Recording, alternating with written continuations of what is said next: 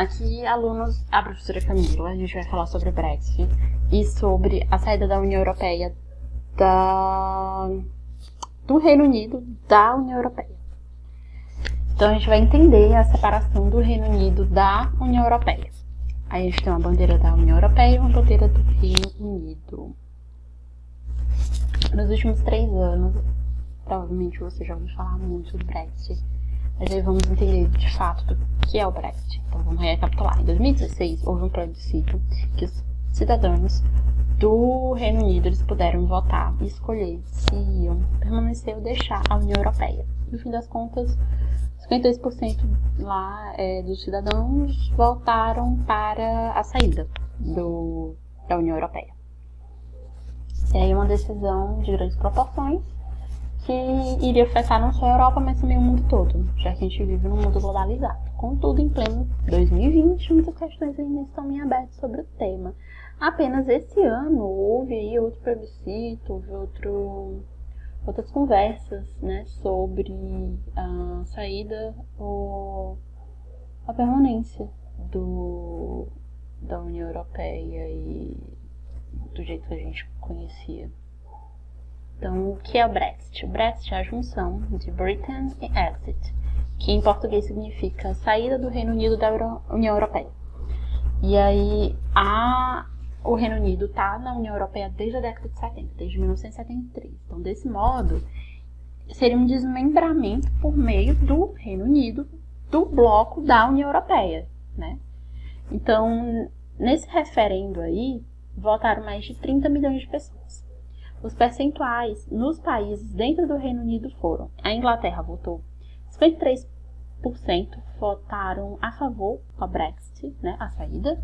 No país de Gales, 52% foram favoráveis ao Brexit. Na Escócia, 62% foram contrários ao Brexit. E na Irlanda do Norte, 55%, né, foram contrários ao Brexit. Então, tu tem Inglaterra e País de Gales favoráveis à saída, Escócia e Irlanda do Norte contrários à saída da União Europeia. Esse resultado aí, no final, o Brexit venceu por 51,9% dos votos.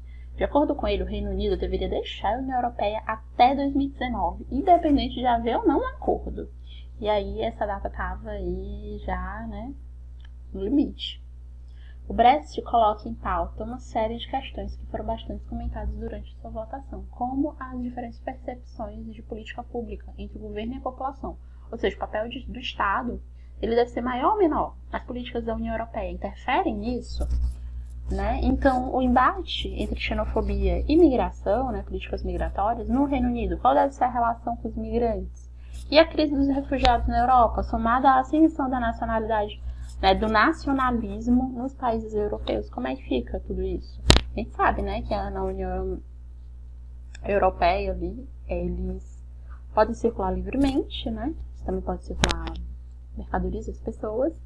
Mas aí tem outras questões, porque se eles são um bloco econômico, como é que o Estado ele vai, dentro das políticas, né, públicas, é dever do Estado ou da União Europeia? A União Europeia vai interferir nas questões do Estado? Então, e a xenofobia? E a questão dos refugiados da Europa? Como os países europeus vão enfrentar isso se eles estão dentro de uma União Europeia, né? Então, vamos aí, primeiro de tudo, saber o que é a União Europeia. A gente já falou sobre isso em aulas passadas, em vídeos passados, mas vamos recapitular, né? A União Europeia, ela surgiu ali logo após a Segunda Guerra Mundial e ela teve origem com a seca.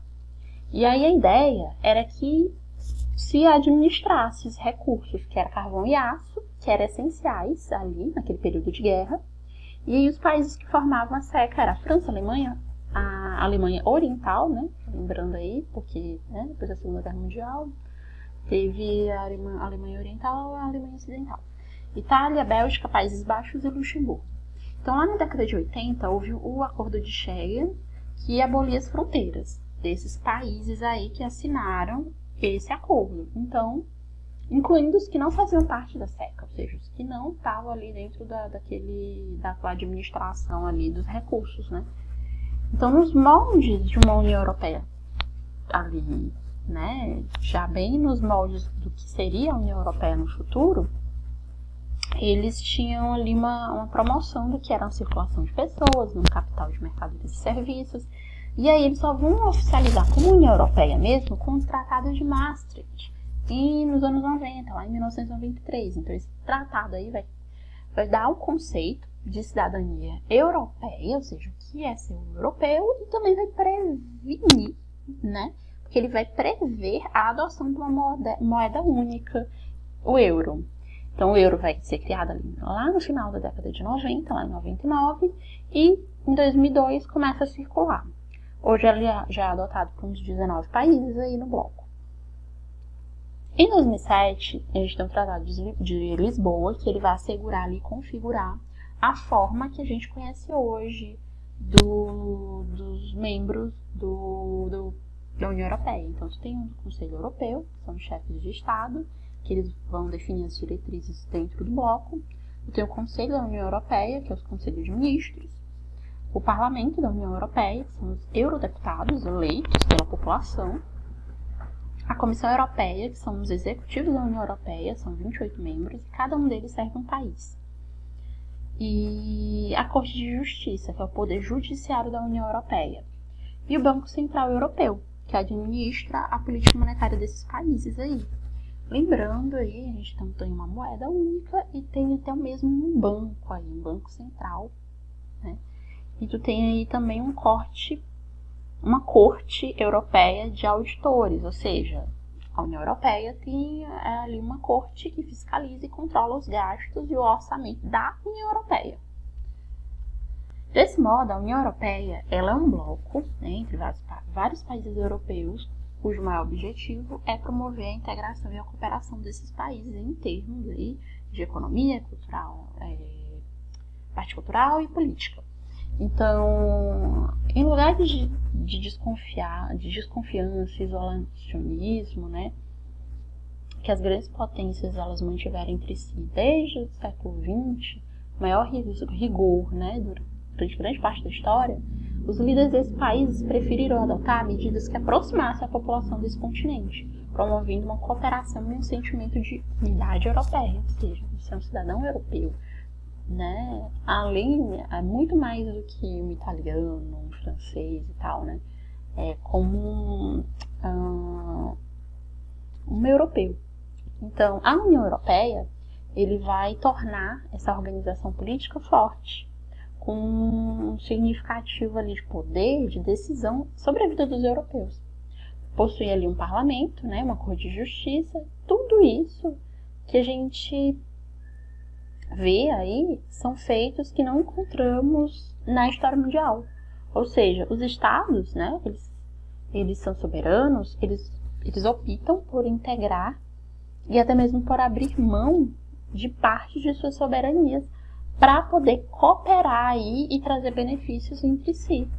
O que a gente já falou, né, no vídeo passado sobre soberania e tal.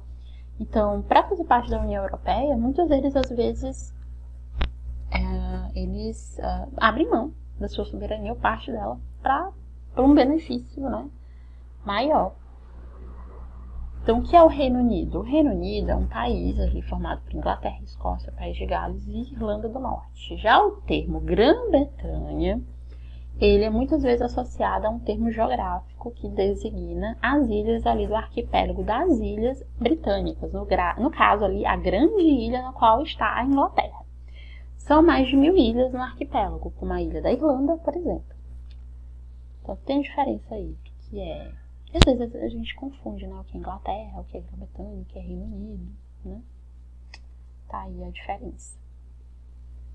O Reino Unido só entrou de fato, né, no SECA lá na década de 70, né, metade de 1975. Porque ele não possuía vontade, né? E aí ele foi vetado 2 vezes pela França. E que não queriam um bloco continental, que seria o Reino Unido, né? Eles achavam ali que prejudicaria todo aquele conceito ali que eles estavam criando. Mesmo quando a União Europeia, né, contudo, o Reino Unido, né, ele nunca aderiu completamente ao bloco. Mesmo quando ele entrou na União Europeia, o Reino Unido nunca fez parte totalmente, ele nunca adotou, por exemplo, a moeda.